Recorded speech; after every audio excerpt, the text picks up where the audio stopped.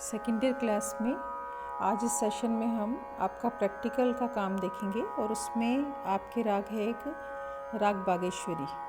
उसके आज इंट्रोडक्शन, उसका आरोह अवरोह पकड़ और उसमें बंदिश, 3 चीज़ों पर हम अभी काम करेंगे। राग बागेश्वरी में परिचय से पहले मैं आपको ये बता दूं कि 2 दोहे मैंने स्लाइड में डाले हैं। जो भी आपको सरल लगे वो आप याद कर लीजिएगा। परिचय में आप दोहों को ज़रूर लिखिए। उसका कारण है कि दोहों में सारी राग का सारांश होता है और आपको इजीली याद भी हो जाएगा। राग बागेश्वरी काफ़ी थाट से उत्पन्न है। इसमें गंधार और निषाद ये 2 स्वर कॉमन लगते हैं। गंधार मतलब ग और निषाद मतलब नी। ये 2 स्वर कॉमन लगते हैं और सारे स्वर शुद्ध हैं। इसमें वादी स्वर मध्यम है, इसमें यानी माँ है, और संवादी स्वर इसमें षडज है यानी सा है। वादी स्वर किसी भी राग का बहुत इम्पॉर्टेंट स्वर होता है और सारी स्वर संगतियाँ जो ली जाती हैं वो मध्यम पे जाके ठहराव करती हैं। और सेकंड रैंकिंग में जो होता है वो है संवादी षडज सा। वो भी मुख्य है लेकिन वादी स्वर ज़्यादा मुख्य है। इसका जो गायन समय है रात्रि मध्य रात्रि है। पंचम स्वर की प्रयोग तो होता है लेकिन वो वक्र है प्रयोग, मगर वो संगति जो है पंचम की मापाधा गा ली जाती है और वो बड़ी वैचित्र देती है इस राग में और बहुत मनमोहक होती है, बहुत सुरीली होती है, इम्प्रेसिव होती है। अच्छे गायक इसको बहुत गुणीजन जो हैं बहुत अच्छे से लेते हैं इसको। अब हम सबसे पहले आते हैं इसका आरोह अवरोह पकड़। तो मैं पहले आपको इसका आरोह अवरोह स्वर में गा के बताती हूँ। ना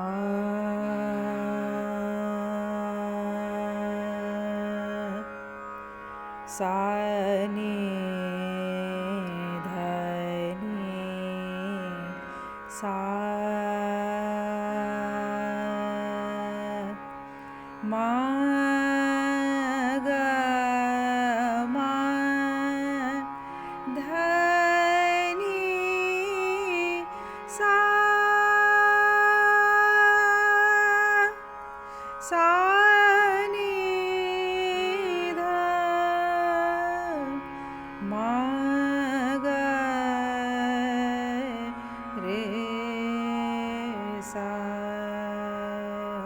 इसमें ये जो नी था ये कोमल था। सा ने ये है, ये कोमल है। ध ने ये दोनों जो नी जो दोनों बार लगाए ये कोमल है।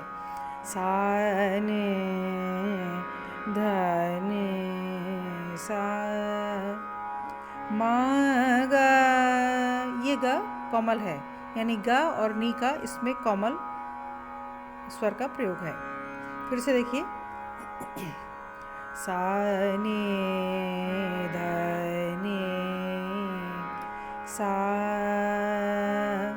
मा गा मा ध नी सा सा नी ध मा गा मा गा रे सा। ये हुआ आरोह अवरोह। अब पकड़। पकड़ का मतलब है कोई भी राग का ऐसा स्वर समूह जो राग पहचान में आ जाए, उसको राग पकड़ाई में आ जाए। तो वो सुनिए आप। सा नी ध सा मा ध नी ध मा गा रे सा। फिर से देखिए, सा नी ध सा, एक चीज़, मा ध नी ध मा गा रे सा। अब इसी में पंचम का जो प्रयोग है वो भी आप देखिए। आ सा मा धा नी धा मा पा धा गा, ये पंचम का प्रयोग। मा पा धा गा मा गा रे सा, ये है पंचम का प्रयोग इसमें। अब आकार में यही आरोह अवरोह पकड़। ना आ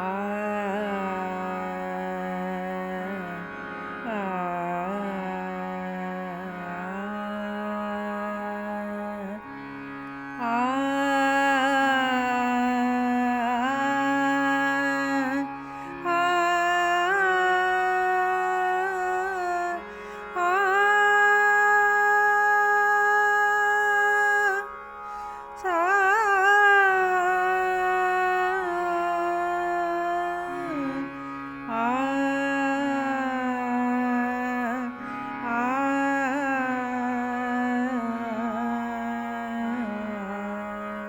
ये हुआ आरोह अवरोह। अब पकड़। आ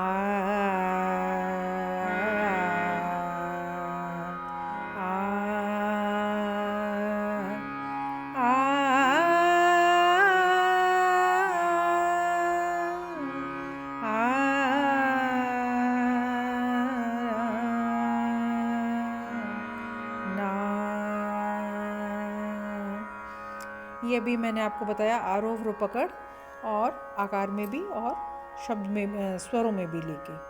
अब हम आते हैं बंदिश पे। इसमें मैं आपको बंदिश बताऊंगी तराना। तराना आपकी जो गायकी है आपने फर्स्ट ईयर में भी सीखी है। तराना का जो अर्थ है आपको एक बार मैं दोबारा ब्रीफ कर दूं।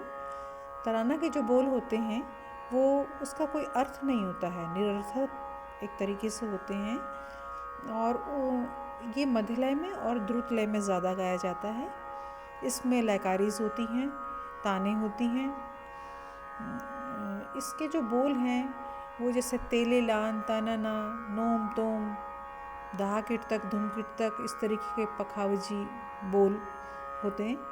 सुनने में बहुत ही मनमोहक होते हैं, मतलब एक संगीत का माहौल बनाते हैं। अगर अच्छा गायक है तो बहुत अच्छा माहौल बनता है संगीत के लिए। जो अभी तराना है ये आपका 3 ताल में निबद्ध है। 3 ताल 16 मात्रा की है, और 16 मात्रा में 4 विभाग हैं, और 4 विभाग में 4-4 मात्राएं हैं। आपको पता होगा ये चीज़। इसमें गाने से पहले हम सबसे पहले ये देखते हैं कि बंदिश में सम किस बोल पर है। इस बंदिश में सम का निशान यानी क्रॉस का जो निशान है वो दी के दी पर है, और जहाँ से बंदिश हम स्टार्ट करते हैं वो सबसे पहले के बोलों को जो हम मुखड़ा कहते हैं, यानी जहाँ से स्टार्ट किया है वो मुखड़ा है, उसको पकड़कर ही हम सम पर आके मिलते हैं। तो इसमें जो सम है यानी क्रॉस का निशान है वो है दी पे, दीम की दी पे, और जो स्टार्ट हो रहा है वो तेले लान से हो रहा है। उसके नीचे ते के नीचे 2 लिखा हुआ है, यानी दूसरी ताली, 5वीं मात्रा, ताल की 5वीं मात्रा। अब 12 मात्रा का मुखड़ा है। ये हमने ऐसे कैसे पता किया कि सम से पहले के जो बोल हैं कितनी मात्रा में हैं। सम से पहले के जो बोल हैं वो 12 मात्रा के हैं। 12 मात्रा का मुखड़ा हम कहाँ से गाएंगे बंदिश में? इसके लिए 16 मात्रा की ताल है, और उसमें 12 मात्रा का जो मुखड़ा है उसको घटाया, 16 में से 12 गए, 4 बचे, 4 को हमने छोड़ दिया, और 5वीं से हमने यानी दूसरी ताली से हमने बंदिश को स्टार्ट किया। तो बंदिश जो स्टार्ट हो रही है इसमें 5वीं मात्रा से है। इसका जो बोल है तेले लान तनन तदी याना रे दीम तदीम तनन दे रे ना तोम तना तारे दानी, इस तरीके से ये बोल हैं। पहले मैं इसको विदाउट रिदम गा के बताऊंगी आपको, ताकि ये बोल आपको थोड़े से याद हो जाएं। इन बोलों को आपको याद ही करना पड़ेगा, क्योंकि इसका कोई अर्थ नहीं निकल रहा।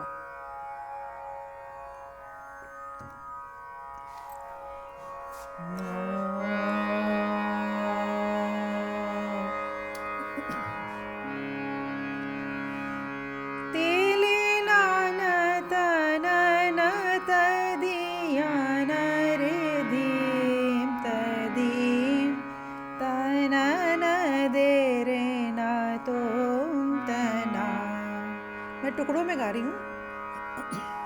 तारे दानी तदानी तानोम तनोम नादिर दिर तुम दिर दिर तना दीम दीम दीम तदीम। ये इसके बोल हैं स्थाई के। अब इसको हम ताल में गाएंगे। ताल में गाने से पहले हम 3 ताल के बोल सुन लेंगे। सुनिए। 1 2 3 4 5 6 7 8 9 10 11 12 13 14 धा धिन धिन धा धा धिन धिन धा धा तिन तिन ता ता धिन धिन धा धिन धिन धा धा धिन धिन धा धा तिन तिन ता ता धिन। 1 2 3 4 5वीं से हमें उठाना है ये बंदिश, तो हम 4 बोलों को छोड़ेंगे। सम के जो 4 मात्राएं हैं उसको छोड़ेंगे। फिर से देखिए। 3 4 9 10 11 12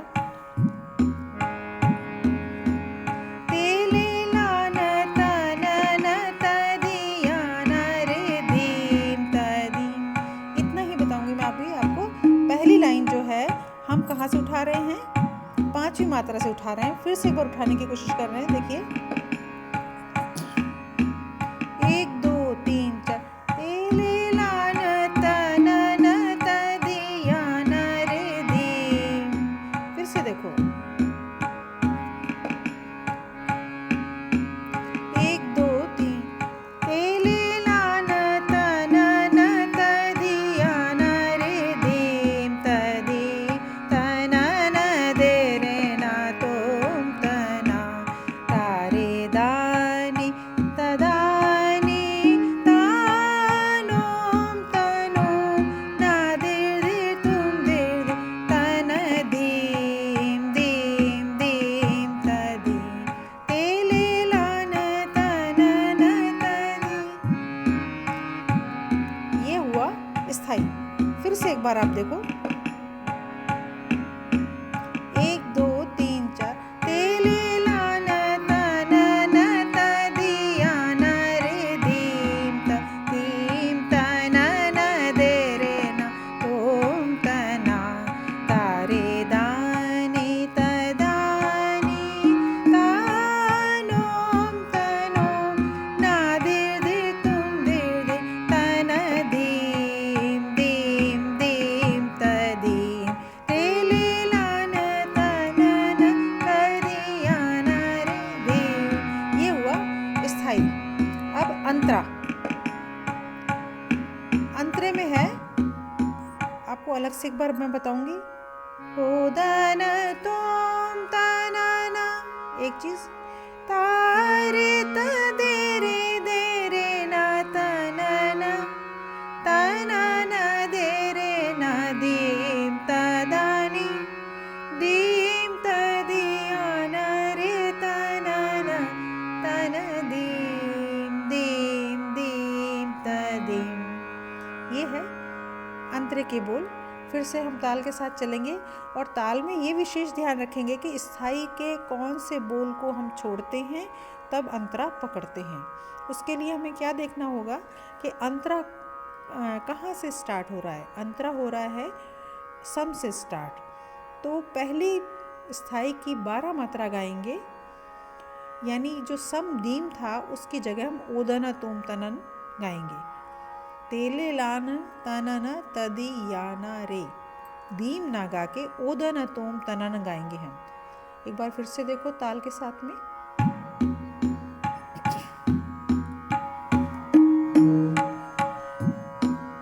एक दो तीन चार पाँच छः सात आठ 9 10 11 12 13 14 15। एक दो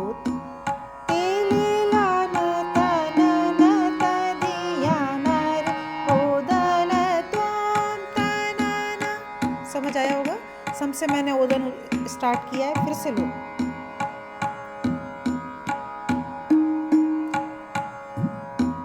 एक दो तीन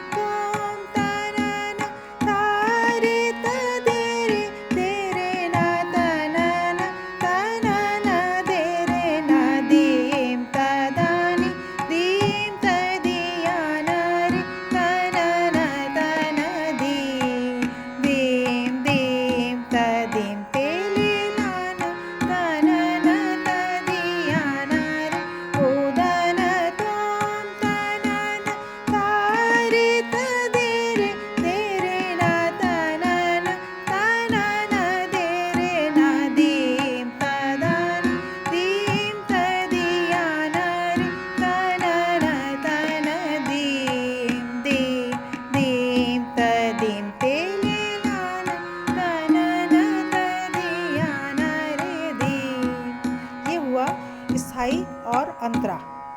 स्थाई अंतरा में सबसे पहले हमें बोल याद करने हैं, उसके बाद हमें कौन सा मात्रा से उठ रहा है स्थाई और कौन सी मात्रा से उठ रहा है अंतरा, इस बात का विशेष ध्यान करना है।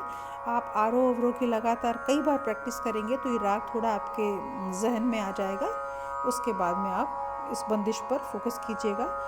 मुझे आशा है कि ये आपको सेशन में ये जो तराने की गायकी है समझ आ गई होगी। Thank you.